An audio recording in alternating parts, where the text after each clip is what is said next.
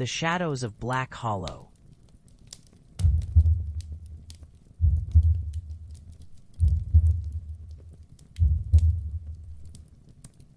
I had never believed in ghosts or monsters, but that didn't matter when the night was alive with whispers and the tang of fear crept through the pines like a predator stalking its prey. I'd come to Black Hollow to escape the weight of the world, my floundering career as a journalist, the crushing silence of my empty apartment, the aches of a heart that had long since learned to protect itself. But nothing prepared me for the darkness that would find me here. In the heart of the Appalachian woods, where the rumors of a phantom big cat prowled with an unnerving vitality. It was mid-October, and the air was crisp, the kind that nips at your skin and sends a chill through your bones. I parked my old Subaru at the edge of the dense forest and stepped into a carpet of leaves that crunched beneath my boots like a brittle promise. The locals in the small town of Catesville had spun tales of the creature for generations, an unseen force, a dark feline shadow that appeared without warning and vanished just as quickly. To them, it was a legend, an embodiment of their fears about the wild and the unknown. To me, it was a story begging for investigation, a chance to breathe new life into my stalled career. As I made my way deeper into the woods, the trees closed around me, like guardians of a secret I was determined to uncover. My phone buzzed in my pocket, but I ignored it, focusing instead on the rustle of the wind and the occasional call of distant birds, their songs growing fainter as I ventured into solitude. The air thickened as shadows lengthened and danced across the forest floor. The sun dipped behind the ridges, turning the sky into a canvas of bruised purples and gnarly oranges. It wasn't long before I decided to set up camp. I had come prepared, with a small tent and an even smaller fire starter. There was a thrill in the uncertainty of the night, and perhaps even a hint of fear that stirred a long dormant excitement in my veins. As I lit the fire, orange flames flickered and crackled, casting a warm glow against the encroaching darkness. The scent of burning wood filled the air, rich and comforting. But I couldn't ignore the weight of silence that hung over the woods like a thick fog. No crickets sang, no owls hooted. It was as if the entire world was holding its breath, waiting. I pulled out my notebook, flipping through pages of scrawled notes from my interviews in Catesville. Old Mrs. Whitaker had described the phantom big cat with glassy eyes that reflected the moonlight. She claimed it stalked the edges of her property, leaving behind claw marks that resembled a jagged crescent. Others whispered of how livestock went missing, devoured by the midnight beast. I found myself caught between skepticism and intrigue, the journalist in me longing for clarity, while the human in me felt the gnawing dread. "Hey you," I muttered to the fire, trying to harness some courage. "You can't scare me."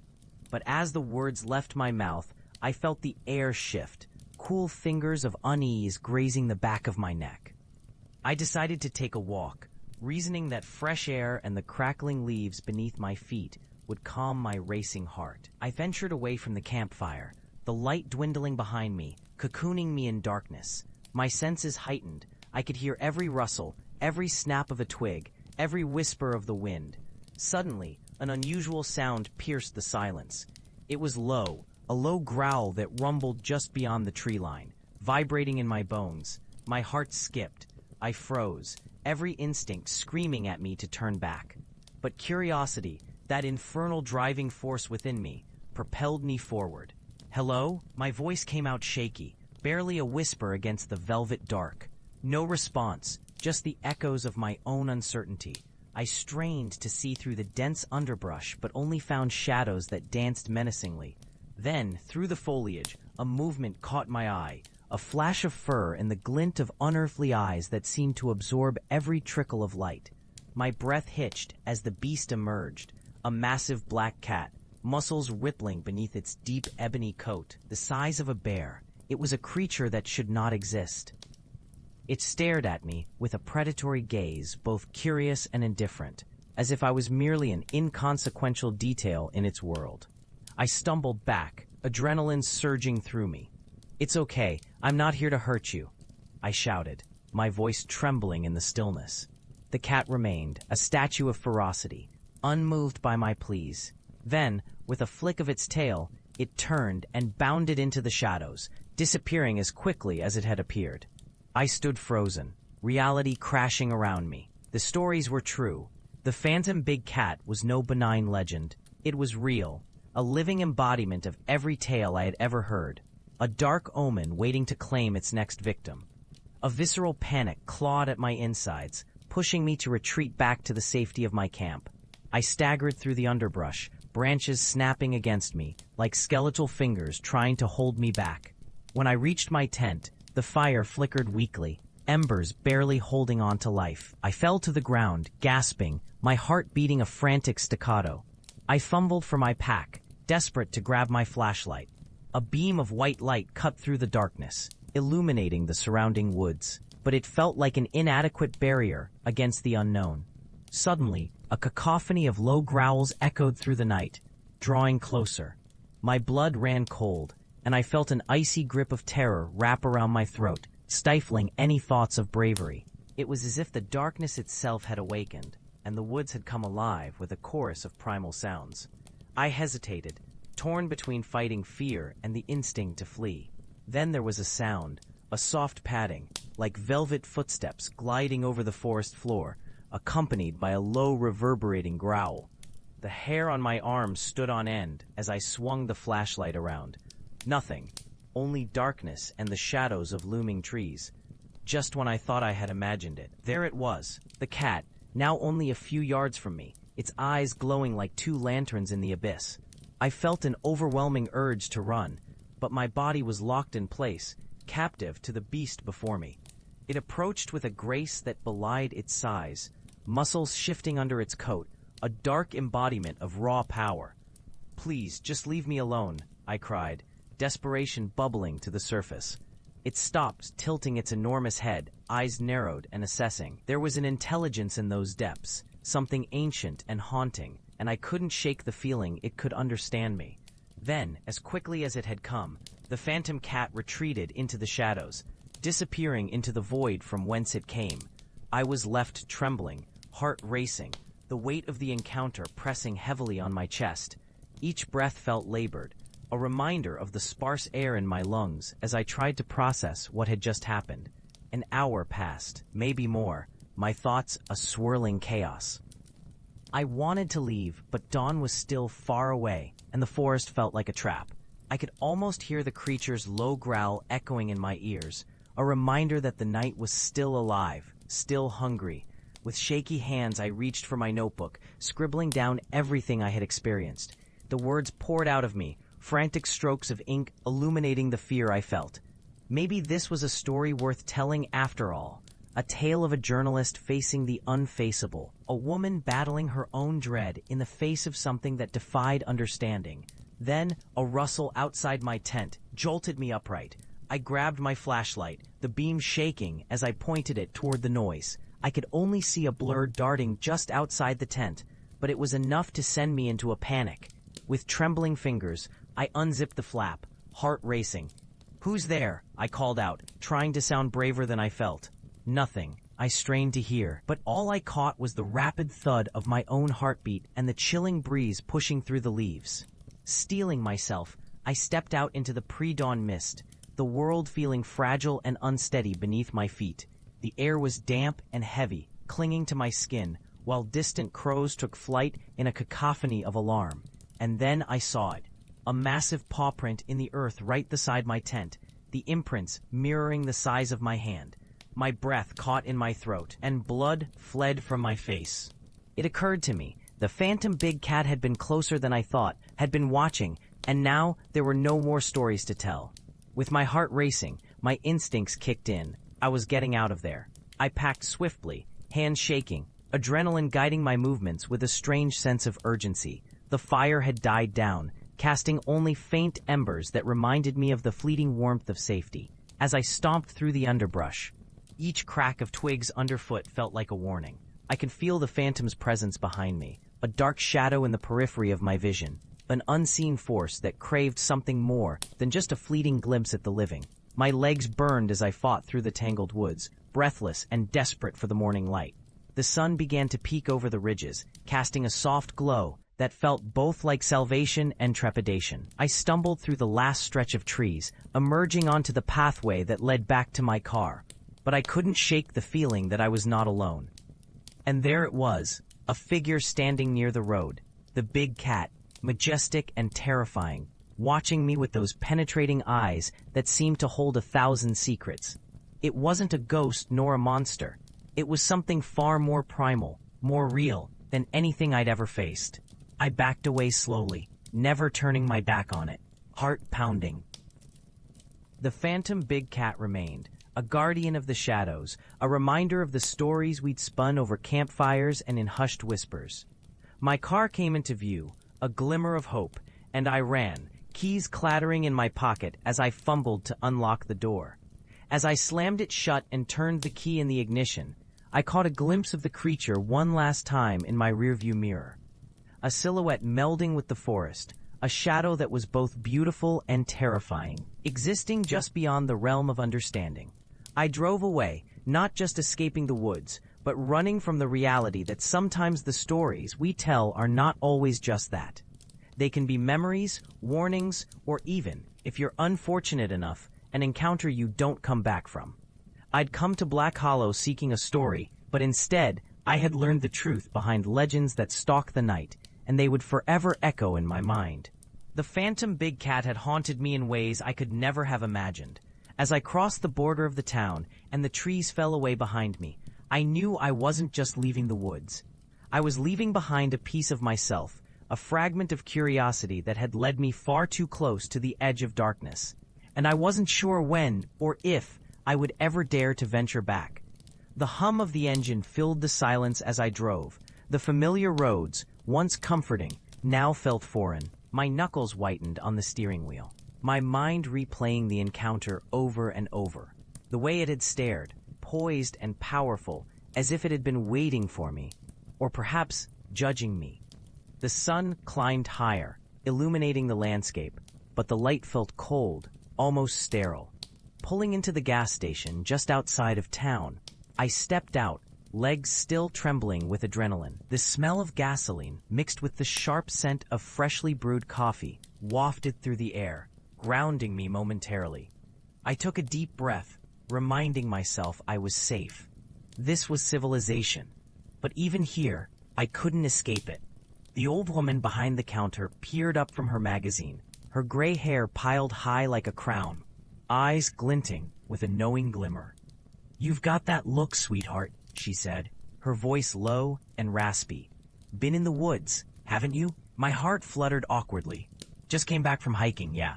She chuckled softly, a sound that wrapped around me like tendrils of smoke. "Is that what you kids call it these days? Hiking?" She eyed me closely, and I felt naked under her gaze. "You see anything special out there?" I hesitated. The instinct to tell her about the big cat clawed at my throat, but I swallowed it down. "Just the usual, nothing special."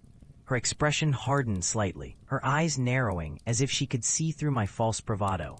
"Be careful, dear. Nature has a way of revealing itself when you least expect it." Especially in Black Hollow. An uneasy chill crept down my spine as I paid for my coffee. I could feel her gaze lingering on me even as I turned to leave, the weight of her words crawling under my skin. I stepped outside, shielding my eyes against the harsh sunlight, but it felt like a spotlight, exposing everything I wanted to hide. The drive through the town felt like a fever dream, the streets too empty, the people too quiet. I spotted a couple of kids playing on the sidewalk, but instead of laughter, there was an eerie stillness to their movements, as if they were caught in a tableau, unaware of the world outside their bubble. I couldn't shake the feeling that they too had seen something lurking just beyond the edge of the trees.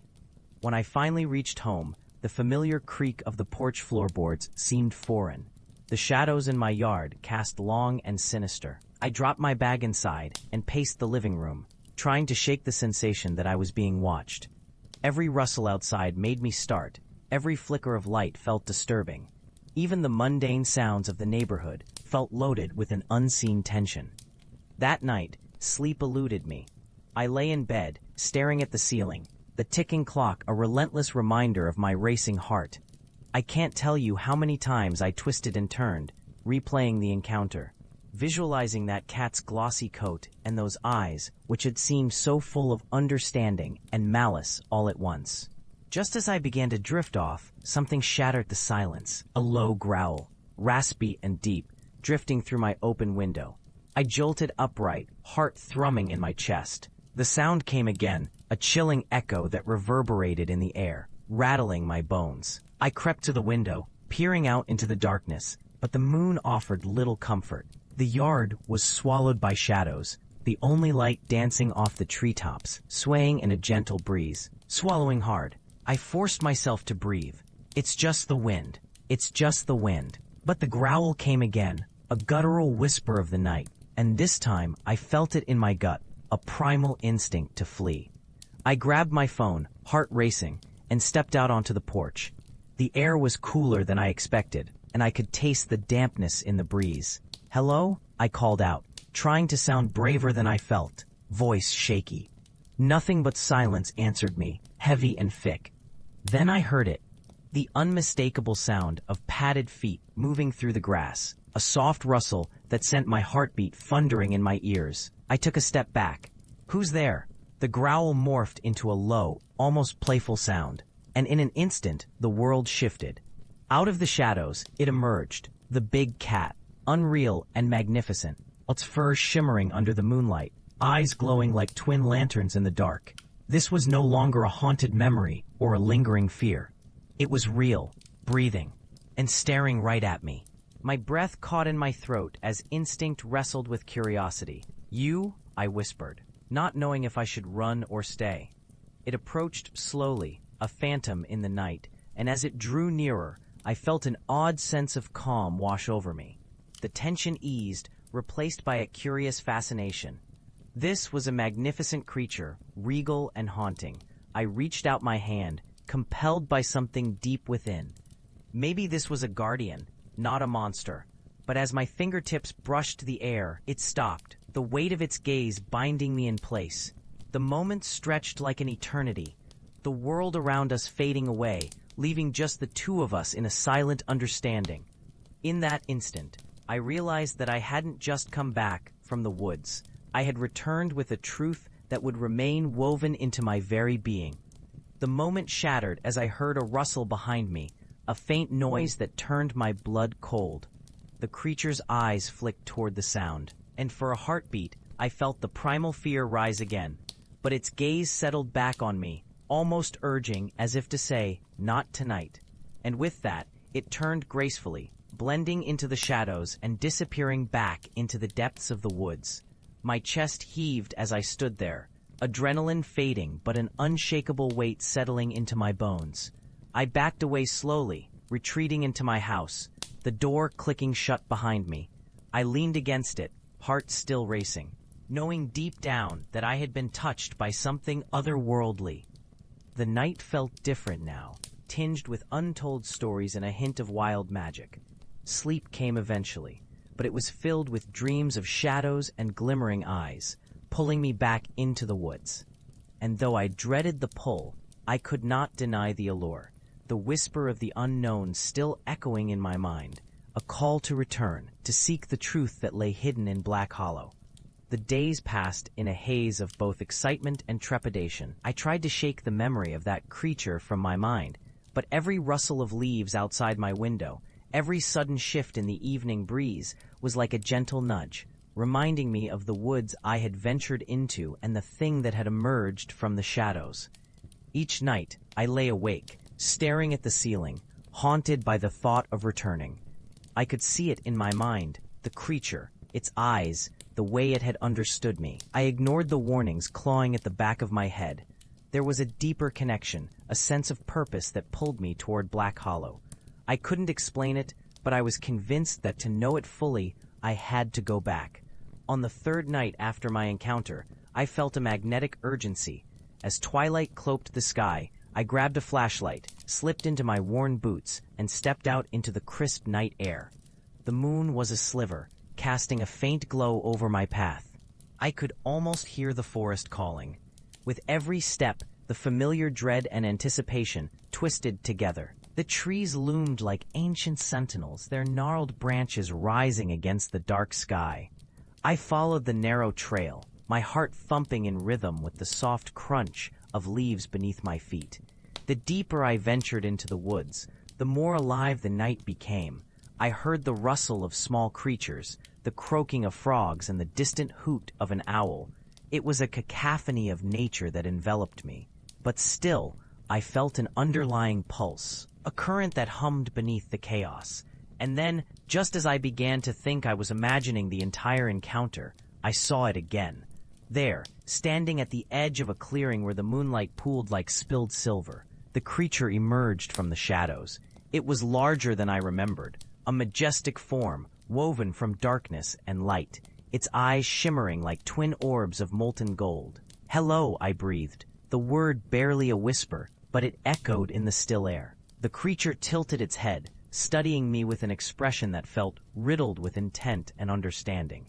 I took a step forward, emboldened. "I came back," I said, gratitude flooding my voice. "I need to understand."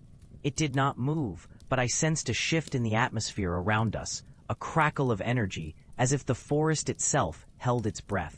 I scanned the clearing, my flashlight beam dancing across the underbrush, and then it fell on a circle of stones. Half buried and worn with age, the sight sent a shiver racing down my spine. "Is this a portal?" I asked, though I was unsure of who I was asking. I knelt to touch the cool earth within the circle, instinctively knowing it was sacred.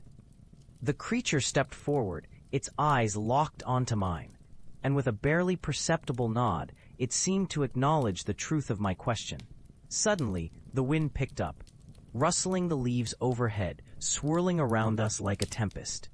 The air thickened, charged with ancient power, and I, for the first time, felt the weight of destiny on my shoulders. "Show me," I murmured, surrendering to the pull of something far greater than myself. "Please."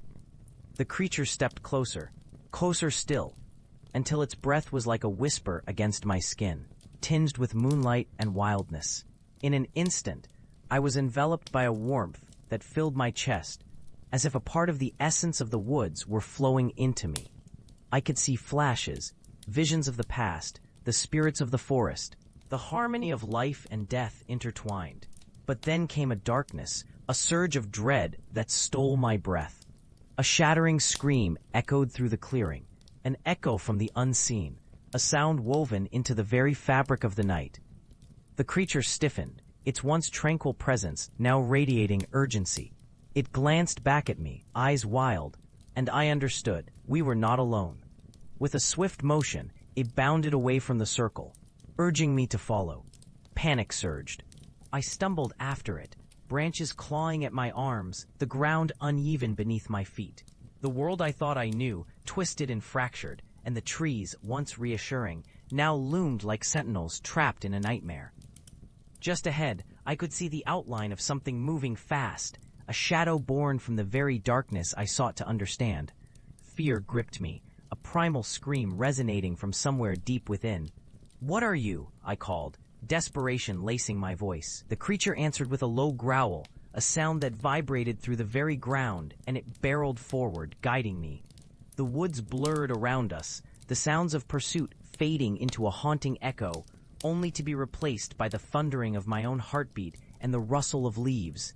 And then, just as I believed I could go no further, we burst into a small clearing, illuminated by a beam of moonlight.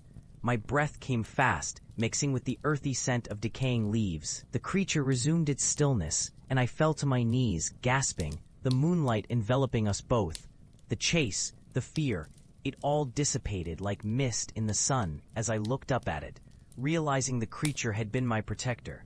It didn't just live in the woods, it was a part of the woods, a guardian against the chaos that thrived in darkness. "I understand now," I murmured, wiping sweat from my brow, heart still racing in gratitude and realization.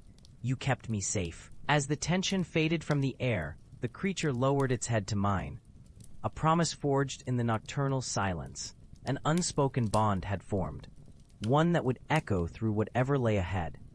And as the moon shone brightly above us, I finally found solace amidst the wild unknown. But solace was a fleeting thing, and shadows stretched like fingers reaching towards me, beckoning from the depths of the forest. I blinked, still awash in my newfound understanding, but the veil of calm shattered as I felt a change in the atmosphere, an unsettling weight pressing down. Before I could fully comprehend it, something else emerged from the trees. It was not the gentle spirit of the woods, nor the phantom guardian I had discovered. This was something darker, malefic, a coalescence of nightmares that moved closer, slithering into the clearing with a grotesque grace. Its eyes glowed with a malevolent hunger, mirroring the moonlight in a sinister way. The big cat beside me stiffened, a low growl rumbling from deep within its throat, vibrating the very air around us. I could feel its muscles tense, ready to spring. It was no longer merely a harbinger of comfort. It was poised for a battle. "Stay behind me," I whispered, this sound barely escaping my lips. The creature turned its keen gaze my way, and for a brief moment, I felt the weight of trust, the bond we had forged becoming a lifeline in this moment of impending danger. The darkness before us morphed, coalescing into the form of a massive beast, its fur matted with shadows that seemed alive, flickering and changing like smoke. A deep growl emanated from its throat, hanging heavy in the air. I could see now, with sickening clarity, the spines jutting from its back and the bared teeth that gleamed like daggers. "Get out of here!" I yelled, panic flooding my veins as I stepped forward instinctively, wanting to protect my newfound ally, even as fear clawed at my insides. The phantom big cat leapt in front of me, its fur bristling like the fur of a battle-ready soldier. I watched it charge into the darkness with an elegant ferocity, a dance of primal instinct against the looming dread. The two beasts collided in a chaotic whirl of teeth and claws, the air filled with the sounds of growling and frantic rustling that echoed through the clearing. It was dangerous and beautiful, a wild symphony of predator and prey, survival and desperation. I stood paralyzed, torn between wanting to flee into the safety of the woods and the urge to intervene. But as I watched, the phantom cat danced around its adversary with an agility that mesmerized me. My heart surged with hope. It wasn't just fighting. It was a guardian defending its territory against an encroaching darkness. Time seemed to stretch, seconds transforming into a timeless moment. The night air crackled with energy, and I felt rooted to the spot until a sudden upheaval broke the tension. The shadows vied for dominance, but the phantom big cat, fierce and relentless, delivered a powerful leap that caught the darkness off guard. In a spectacular flurry of movement, it pinned the creature to the ground. With a final anguished growl, the malevolent beast was forced back into the shadows, its form dissolving as it scrambled into the underbrush. The phantom cat stood over the space where it had been, a silhouette against the moonlight, breathing heavily but victorious. I rushed forward, barely able to speak as relief washed over me. "You did it! You saved us!" I exclaimed, feeling a rush of gratitude and disbelief. It turned to me, the wild in its eyes now softer, flickering like the gentle glow of embers. I reached out, feeling the heat radiate from its body as it nudged against me, a deep purr rumbling in its chest that resonated like a warm embrace. "I'll always remember you," I whispered, the moon casting our shadows as one. The clearing felt safe now, a sanctuary reclaimed from the dark. Together, we had faced the horrors of the night, and in that embrace, I knew I was never truly alone. As dawn peeked over the horizon, painting the sky in soft hues of gold and pink, I rose to my feet, infused with a newfound strength. The whisper of the forest wind caressed my cheek, and as I walked away from the clearing, the phantom big cat by my side, I felt the echoes of our bond settle into my heart. This wasn't an ending, it was a beginning, woven into the very fabric of night and light.